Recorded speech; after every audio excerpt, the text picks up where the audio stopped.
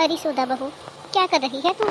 क्या बताऊं माँ जी, एक एक पैसा जोड़कर 5 किलो दूध लेकर आई थी कि दही जमाऊंगी कान्हा जी के लिए, मक्खन निकालूंगी। लेकिन देखो ना, ये राधिका 3 घंटे से दही बना रही है, लेकिन ना जाने क्यों मक्खन ही नहीं निकल रहा है। अरे बेटा, तू दूध को अच्छे से देखकर भी लेकर आई थी या नहीं?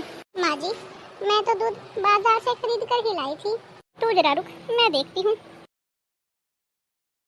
अरे सुधा बहू, ये कैसा दूध लाई थी तू? क्या हुआ माँ जी, दूध अच्छा नहीं था क्या? सुधा बहू, तू दूध अच्छे की बात कर रही है? इस दूध में तो नीरा पानी भरा हुआ है।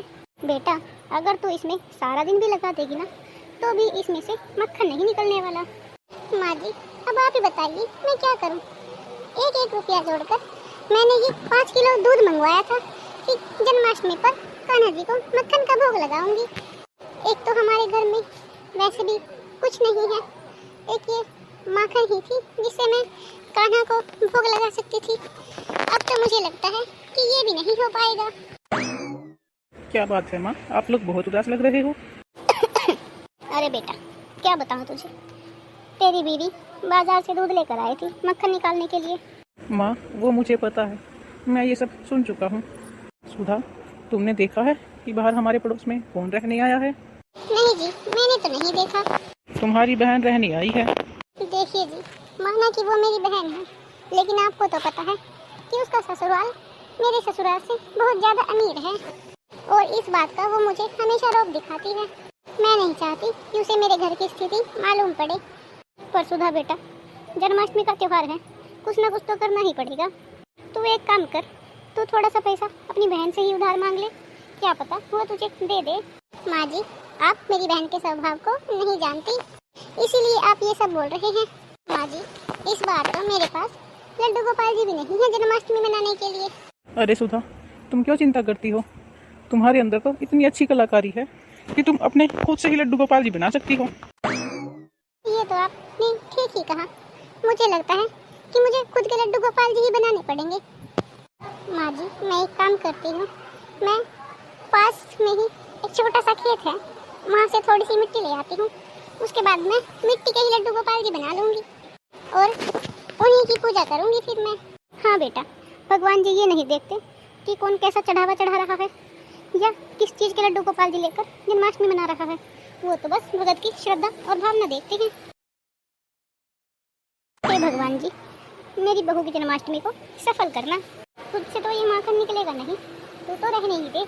हे भगवान जी, आपका नाम लेकर ये मिट्टी के लड्डू गोपाल जी बना रही हूँ, बस दुआ करना कि ये अच्छे से बन जाए। इन्हें बनाने में तो बहुत समय लग रहा है मुझे, काफी समय हो गए प्रैक्टिस किए हुए। चलो, मेरे लड्डू गोपाल जी तो बन गए, अब तो मैं इन्हीं की पूजा करूँगी। देखो तो मेरे लड्डू गोपाल जी कितने सुंदर लग रहे हैं। अरे सुधा, तो ये क्या कर रही है? मिट्टी के लड्डू गोपाल जी बना रही है? क्या तेरे पति इतना भी नहीं कमाते कि तेरे लिए एक छोटे से लड्डू गोपाल जी ही ले आए? ये देख, मैं और मेरे पति कितने बड़े लड्डू गोपाल जी लेकर आए हैं। और तुझे पता है, हमने अपने घर में जन्माष्टमी के लिए कितने अच्छे से सजाया है घर को, और लड्डू गोपाल जी के लिए 56 भोग भी बनवाए हैं मैंने। अगर तुझे अपने इस काम से फुर्सत मिले तो चल मेरे घर, देख आना कि मैंने अपना घर कैसे सजाया है जन्माष्टमी के लिए, और कुछ खाकर भी आ जाना। नहीं नीलम, मेरा आज जन्माष्टमी का व्रत है। क्या तुमने जन्माष्टमी का व्रत नहीं रखा? हाँ दीदी, रखा है ना, लेकिन वो क्या है ना कि रात को 12 बजे के बाद व्रत खोलूंगी तो उस समय खाना नहीं बना पाऊंगी, इसीलिए मैंने पहले ही बना कर रख दिया है। दीदी, अगर मौका मिले ना तो जरूर आना हमारे घर की रौनक देखने। हे कान्हा जी, ये कैसी परीक्षा ले रही हो आप हमारी? एक्सक्यूज मी, क्या आप मेरी बात को सुन सकती हो? जी कहिए, आप कौन हैं और यहाँ कैसे आए हैं? ये दरअसल बात कुछ ऐसी है कि मुझे अपनी जन्माष्टमी मनाने के लिए कुछ अलग तरीके के लड्डू गोपाल जी चाहिए थे, और जिन्हें लड्डू गोपाल जी को मैं ढूंढ रहा हूँ वो मुझे आपके हाथों में दिखाई दे रहे हैं। तो क्या आप ये लड्डू गोपाल जी मुझे दे सकती हैं? इनके बदले में आपको जो कीमत चाहिए वो मैं आपको देने के लिए तैयार हूँ। माफ़ कीजिएगा जी, लेकिन मेरे लड्डू गोपाल जी मेरे लिए सबसे अनमोल है, और मैं इनकी कीमत नहीं लगाना चाहती। लेकिन मुझे ये हर कीमत पर चाहिए, आप जो बोलो मैं आपको वो देने के लिए तैयार हूँ। अगर आपको ये लड्डू गोपाल जी इतने ही पसंद हैं तो मैं आपको और बना कर दे देती हूँ, लेकिन मुझे क्षमा कर दीजिए, ये लड्डू गोपाल जी तो मैंने अपने लिए ही बनाई हैं। तो ठीक है, आप मेरे लिए दूसरे एक लड्डू गोपाल जी बना दीजिए, तब तक मैं यहीं वेट करता हूँ अपनी गाड़ी में। लड्डू गोपाल जी आप यहाँ विराजमान हो जाइए, तब तक मैं एक और लड्डू गोपाल बना देती हूँ।